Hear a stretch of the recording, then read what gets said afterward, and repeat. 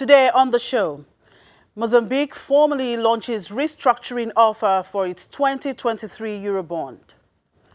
Africa's biggest bank targets its smaller shops in fintech deal. Plus, Kenya's first crude oil export sparks demands for revenue sharing. Thank you for joining us and welcome to Business Incorporated. I'm Chimeze Obi Iwa. We get the show started with the markets, and market mood looked quite gloomy at intraday here on the African continent as all the indices we track were in the red at intraday. Here in Nigeria, the NSE index continued the downward movement, trading 0.13% lower at intraday. The JSE index in South Africa was also down 0.22%. In Egypt, the story was the same as the EGX 30 went south at intraday. Kenya closed Monday's trading session in the red as well. And in the Middle East, Saudi Arabia shares gave up early gains as banks led the index lower, while markets in the United Arab Emirates extended gains after a recent sell-off made stock valuations more attractive to investors. Our Saudi index rose as much as 0.8% at the open before changing tack to trade 1.45% lower at intraday. Qatar's index went up to as high as 2.47%. In the United Arab Emirates, the Abu Dhabi index added almost 3% to the previous session's gains when it broke a three-day losing streak. In Dubai, the index was up 0.82%, led by financial stocks. Dubai Islamic Bank and Emirates MBD Bank added 1.2% and 0.4% each. In Europe, shares traded slightly lower in the morning, with investors monitoring the potential recommencement of U.S.-China trade talks and unfolding developments in Italian politics. For more, let's bring in Ashutosh now. Hello, Ashutosh. Good afternoon. Good afternoon, Chimi. Now, Asian markets ended in the green amid signs of easing of trade tension between the U.S. and China. How are the markets in Europe performing? Well, Chimi, yeah, they've been a tad cautious to begin with. In early trading, they were cautious, up and down, volatile across, all sorts of news flowing in. Of course, there is this sense of optimism after Donald Trump's announcement yesterday that China was willing to talk. And so the markets are lapping on to that, even when China has denied knowledge of any such call made to President Trump. Clearly, the markets here are engaging in some sort of wishful thinking at this point of time. Any good news on that front is a welcome move for as far as the markets are concerned. And if you see the DAX behind me, that has been climbing, and off late, the last bit, there's a steep climb, and that's partly because of China's announcement of a stimulus and the fact that it was removing restrictions on auto sales. And they were imposed by some local governments, and now the government says that they would be removing them. And that's a definite plus for the German auto industry, which has been struggling of late. And it has a lot to do with China, which is a key market. So that explains the move behind me. Then another thing that the market is actually looking at is the political discussion in Italy. The anti-establishment Five Star Party and Democratic Party have in fact suspended their talks now, and earlier there was this optimism that perhaps they are going to form a government and they will agree to some coalition terms, and that would avoid snap elections. And that's where we even saw bonds actually rallying in Italy, sorry. But now the talks have been suspended, but still the investors are hopeful that some sort of a breakthrough could be achieved there. Now, on the Brexit front, the EU has bluntly said that it will refuse to negotiate a trade deal with the UK if it does not pay the divorce bill. Now, what's the amount we are talking about here, and does the EU have the ability to compensate for UK's non-payment? Well, the amount that both sides have agreed to is 39 billion pounds or 43 billion euros.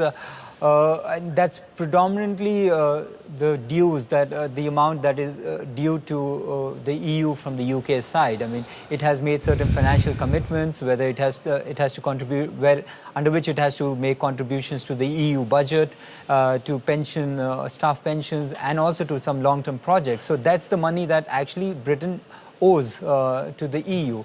But coming to the question of whether the EU can actually compensate for a non-payment on behalf of UK, it certainly can. I mean, at the end of the day, it's 39 billion pounds, and clearly it's a huge amount of money, but it's not enough to cripple the EU economy. All the EU would have to do would be to suspend some long-term projects, suspend funding to them, and the fact that also maybe call on its richer members to contribute more and bridge that gap.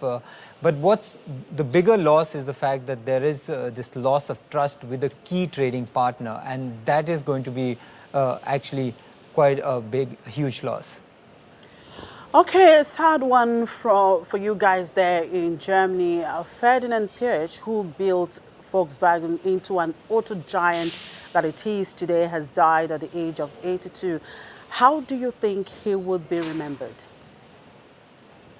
Well, to begin with, he'll be remembered as the person who actually turned around Volkswagen. As you mentioned, it was at the brink of bankruptcy, and from there he has gone to make it an empire with an umbrella of brands under it, under its umbrella. So clearly, I mean, that's where he would be mainly remembered. Then also the fact that he was a brilliant engineer to begin with, and the person who knew the every part of a car, if you say so. So because if you see that he was the one who actually came up with technological innovations and also developed the Quattro, the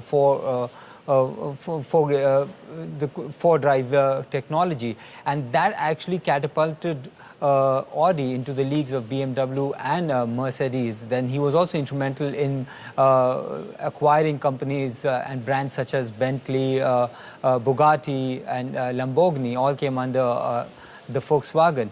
But I think his legacy would be somewhat mired by the fact that there was this Dieselgate scandal just months after he left the company. I mean, there are all sorts of assertions that perhaps he was the one who blew the whistle on the entire scandal, and there are some suggestions that he cannot actually maybe he. The scandal couldn't have happened without his knowledge. I mean, because he just left just months prior to it becoming public, and so that's something that is going to certainly tarnish his legacy. But overall, he's been one of a unique kind of executive that the auto industry has seen. Well, may his soul rest in peace. Thank you, Ashutosh. Enjoy the rest of the day. And stocks in Asia edged up today as investors watched closely for developments on the U.S.-China trade war following a recent escalation. Mainland Chinese stocks rose on the day as they led gains in the region, with the Shanghai Composite adding 1.35% to around 2,902.19, and the Shenzhen Composite gaining 1.86%. The Shenzhen Composite advanced 1.867% to about 1,595.82. Hong Kong's Hang Seng Index bucked the overall trend regionally to slip about 0.3% as of its final hour of trading. Japan's Nikkei 225 gained 0.96% to close at 20,456.08.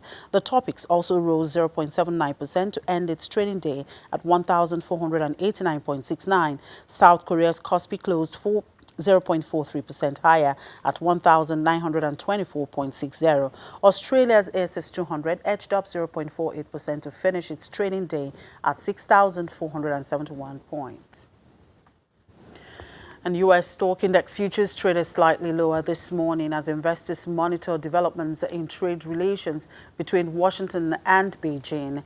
As of 4:20 a.m. Eastern Time, Dow futures were trading 95 points lower and pointed to an implied negative open of more than 39 points, while S&P 500 and Nasdaq futures both looked set to open marginally lower. Now, comments from two of the world's two largest economies on Monday suggested a potential reapproachment following an escalation of trade tensions over the weekend. Following the group of G7 summit in Biarritz, France on Monday, President Donald Trump predicted a trade deal with China, citing economic pressure on Beijing, while China also called for a resolution to the ongoing dispute. On the data front, S&P Shiller home price data is due at 2 p.m. Eastern Time. All right, in the UK, markets resumed trading today after the bank holiday. Jeremy Corbyn plans to meet other opposition party leaders later today to discuss ways of averting a no-deal Brexit. The Labour leader has outlined a plan to become caretaker prime minister after defeating the government in a no-confidence vote. Well, let's see how the markets are holding up after the long weekend. Juliana will tell us. Hello, Juliana. Good afternoon. Welcome back.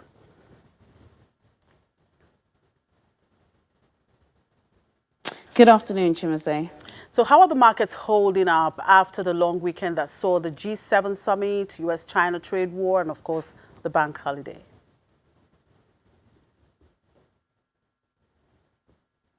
Well, the FTSE 100 got off to a bit of a sluggish start this morning, and at intraday it hasn't really fared any better. It seems as if the sentiment about a no-deal Brexit and, of course, worries that the UK may be heading into recession is kind of worrying traders in the city. And then also there are some events that are taking place further away from home that people are talking about. The Trump-China tariff war, Germany, the fact that Europe's largest economy could be heading into recession. And for the first time, there seems to be a little bit of worries about what's happening in Hong Kong. Those protests really heated up on the weekend, and London-infused Asian shares really seem to have been dented. But let's have a look at the numbers specifically. The FTSE all-share is down 0.15%. The FTSE 100 is down 0.18%. And the FTSE 250 is up 0.24%. In currencies, the British pound has gained on the dollar today by 0.38%, also up on the euro by 0.29%, and up on the Japanese yen by 0.05%. News, the UK will decide whether Huawei should be excluded from the rollout of its 5G mobile networks by the end of the year. Now, in June, China warned the UK that excluding Huawei from its 5G network sends a very bad signal. Where do you think the UK decision on this will tilt to?